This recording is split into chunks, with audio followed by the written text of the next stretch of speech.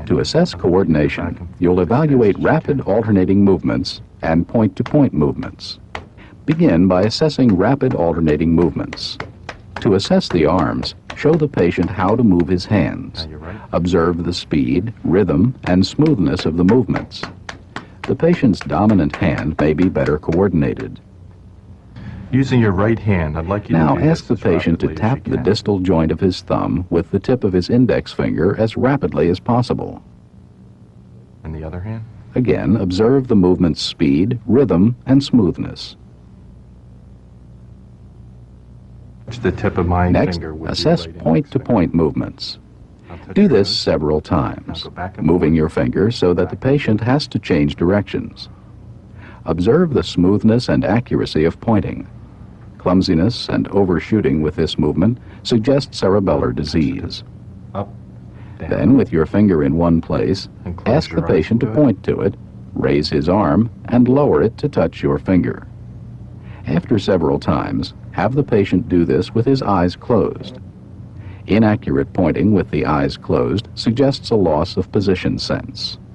Repeat on the other side. I want you to tap my To hand assess with your leg foot as coordination, rapidly as you can. ask the patient to tap your hand as quickly as possible with the ball of each foot. Note any slowness or awkwardness. Compare sides. The feet normally perform less well than the hands. To test point-to-point movements of the legs, ask the patient to place one heel on the opposite knee and then run it down his shin to the big toe. The patient should be able to do this smoothly and accurately. Note any tremor or awkwardness. Assess both legs.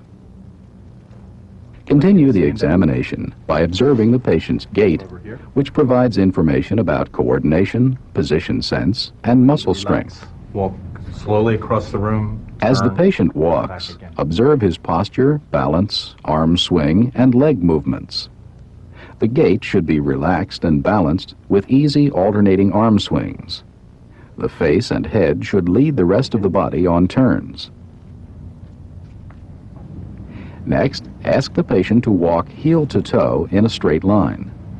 This kind of gait, also called tandem walking, assesses cerebellar function and position sense. Then have the patient walk on his toes to test the strength of plantar flexion, and on his heels to test dorsiflexion at the ankles. These actions also test balance. Next, ask the patient to hop in I want you to place, hop up and first down. on one leg and then the other. Can you hop This up and down ability just on the indicates right an foot? intact motor system in the legs, normal cerebellar function, Left foot? and good position sense. Good. Now I want you to stand just on your Finally, right foot. ask the patient to do a shallow knee bend, first on one leg and then on the other. Down, up.